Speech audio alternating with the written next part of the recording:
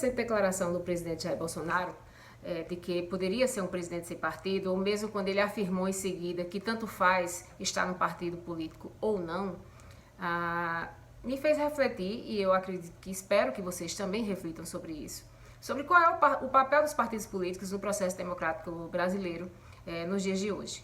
Né? Será que eles são importantes? O que é que você me diz? Para mim, eles são importantes, eu acho que eles são peça-chave desse processo democrático. Agora, do jeito que estão aí, não tem condições. Né? Não dá para ser mais, né? Até porque os partidos, eles deixaram de ser pessoas físicas, aliás, pessoas jurídicas, para serem de pessoas físicas, né? Eles vêm sendo usados ao longo das últimas eleições apenas como porta de entrada, né? Porque a legislação brasileira, a legislação eleitoral, ela diz que para você ser candidato, você precisa estar afiliado a um partido político. No dia que essa obrigatoriedade acabar, certamente, acredito que mais da metade dos partidos eles tendem a naufragar, né? Alguns grandes resistem, é óbvio, mas como a gente tem assistido aí uma criação desenfreada de legendas, hoje nós temos 37, e aí eu desafio você a me dizer o nome dos 37 partidos hoje em atuação sem ir no Google ou no site do TSE, talvez menos de 1% vai poder me dizer de cor e salteado, como a gente falava antigamente, né, na escola, tá? As legendas, elas trocam de nomes, aí elas se fundem, elas racham, e aí também racham não só pela divisão, né, de poder, mas a divisão de poder adversários, né, são adversários, mas elas racham também numa casadinha para, tipo assim, a gente pega esse partido, tu cria um novo partido, mas a gente tá tudo junto, misturado, e a ideologia, que é a essência de todo partido político, ela já deixou de existir aí há muito tempo, né? E ainda mais, essas legendas que estão sendo criadas, elas já vêm com uma barganha, né? O barganha do comando do partido. Né? Às vezes tem um deputado que está insatisfeito aqui, outro ali, aí diz, eu vou para esse partido, mas eu só vou se me der a presidência. Né? Eu acho até que eu não sei o que danado é que eles tanto imaginam com esse poder, mas enfim, quando a gente pensa no fundo partidário aí milionário, né? Então a gente já faz uma certa ilação desse porquê. Né? Na quarta-feira à tarde, o presidente do Supremo Tribunal Federal, o ministro Dias Toffoli, durante um evento, ele afirmou que hoje os partidos se tornaram apenas veículos de poder.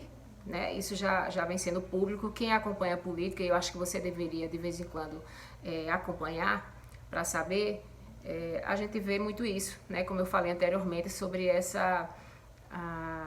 é apenas para ter o poder e o poder de barganha. Né? Eu te dou o meu apoio com esse partido X, para mais à frente eu obter algum tipo de vantagem, tá? Mas como eu disse, alguns grandes resistem, né? Alguns pequenos também, né? Aqui muito se chama de nanicos, porque já tem tradição e tradição ideológica, né? Então, como os partidos deixaram de ser partidos, né, para serem pessoas, né? E essa banalização vem da parte dos próprios políticos que são eleitos. Né? Então hoje, antigamente no interior a gente dizia assim, Sonida e Sônia, né? Então, mas hoje não é nem fulano de partido tal, é só fulano. O partido, ele tá, eu acho que em 10º plano, né? Então é necessário sim essa reflexão, né? E não é à toa que os próprios parlamentares, né, os congressistas, estão retomando a discussão. Tem uma PEC de 2008, né, que diz que você pode sim se candidatar sem partido político, mas você precisa ter um número X de apoiadores. É igual a criação de partido, né? Você precisa ter um X, uma porcentagem aí do eleitorado total em todo o país para haver a criação dessas legendas. Então a gente vê aí essa tentativa de acabar com os partidos políticos. Né? E por isso que eu peço uma reflexão de vocês. Eu conversei, inclusive, com o professor José Artigas, ele que é professor da Universidade Federal da Paraíba e é cientista político, e aí ele fez um resumo, né, de como é que funciona hoje esses partidos e o que é que poderia ser feito, aliás, né? Vamos ouvir. Hoje o Brasil possui 37 partidos oficialmente registrados no Tribunal Superior Eleitoral. Isso não significa, por sua vez, que existam 37 diferentes ideologias concorrendo no espaço da disputa política e eleitoral. Trata-se da maior fragmentação partidária do mundo. Nenhum lugar do mundo existe no parlamento uma quantidade tão elevada de partidos políticos representados. Isso, sem dúvida nenhuma, prejudica significativamente a tramitação de leis, projetos e ações, principalmente aquelas provenientes do Poder Executivo. Há pelo menos dois tipos diferentes de partidos no Brasil. Os partidos propriamente ideológicos, que são os partidos que agem de acordo com um programa, com uma ideologia, com coerência e com disciplina partidária, o que significa que, uma vez definida uma posição a ser tomada no parlamento, todos os representantes daquele partido, sejam na Câmara dos Vereadores, nas Assembleias Legislativas ou na Câmara ou no Senado federais, tomam as deliberações de acordo com a orientação da liderança partidária. Esses partidos que nós verificamos que possuem fidelidade, se organizam e agem de acordo com programas, com valores, com princípios, com ideologias, são a menor parte do conjunto dos partidos brasileiros. A maior parte dos partidos brasileiros são o que poderíamos dizer fisiológicos e não ideológicos. Eles não representam programas, valores, princípios ou ideologias.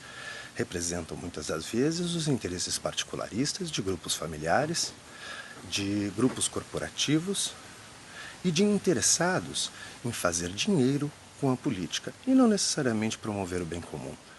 Dessa forma, existe um conjunto de partidos que são chamados de legendas de aluguel. Esses partidos de aluguel podem ser muito bem caracterizados por uma expressão que Gilberto Kassab apresentou quando da fundação do PSD, o Partido Social Democrático. Perguntaram a ele: Kassab, esse partido será de direita, de centro ou de esquerda?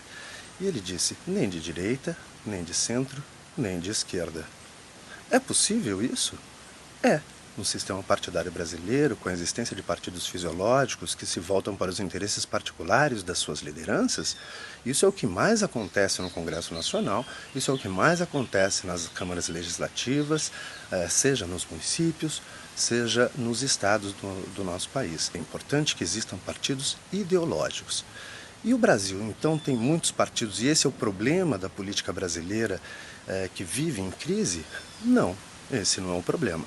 A Alemanha, por exemplo, possui praticamente o dobro do número de nossos partidos e é um regime absolutamente estável e democrático. O importante é ter partidos fortes que fortaleçam a representação através de um mecanismo ideológico, programático, que evite-se a indisciplina partidária.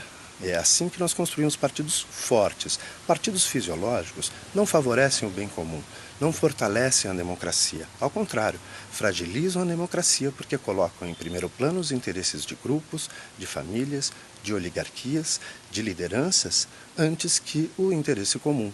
Na próxima eleição, nós teremos uma primeira experiência de eleições onde não poderá ocorrer coligações em âmbito das candidaturas proporcionais para vereadores. Nesse momento, é um momento de fortalecimento do aspecto ideológico e programático das legendas. O que deve acontecer é que muitas pequenas legendas vão se fundir, vão formar federações e frentes partidárias para disputar em pé de igualdade com as médias e grandes legendas que saem em vantagem em um sistema eleitoral que prescinde da coligação proporcional. É a primeira vez que nós teremos um modelo como esse. Certamente ele nos conduzirá a um ambiente partidário com menos partidos e com partidos mais sólidos. É o suficiente para superar todos os problemas da crise de representação dos partidos? Não, não é suficiente, mas é um bom começo.